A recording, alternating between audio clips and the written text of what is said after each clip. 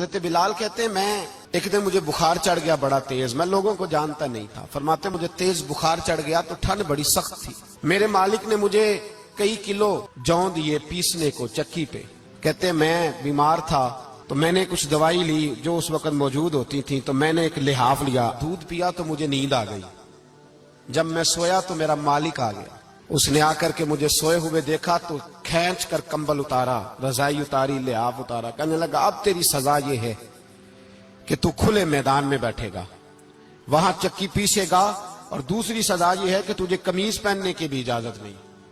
حضرت بلال کہتے ہیں تیز بخار، ٹھنڈ کا عالم، اور جب میں چکی پیس رہا تھا تو رو رہا تھا، اور میں پوچھ رہا تھا خدایا ہمارے نصیب، اللہ ہمارے مقدر۔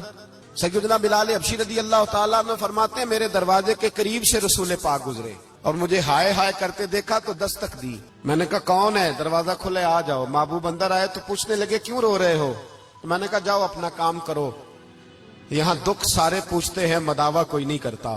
کہتے ہیں میں نے سخت جملے کہے معاذ اللہ، حضور چلے گئے، اور جب حضور جا رہے تھے تو میں کہہ رہا تھا بس جا رہے ہو نا، میں نے پہلے ہی کہا تھا جاؤ۔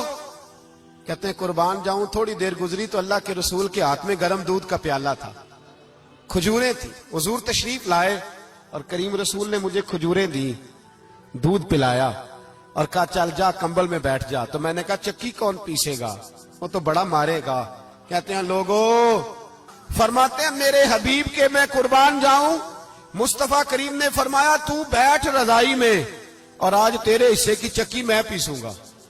کہتے ہیں ساری رات حضور چکی پیستے رہے، سویرے میں اٹھا اور میرے حبیب پاک نے مجھے وہ سارا کچھ دیا اور خود چلے گئے۔ اگلی رات پھر آئی تو حضور پھر آ گئے، مجھے پھر رضائی میں لٹایا، دودھ پلایا اور ساری رات چکی پیسی۔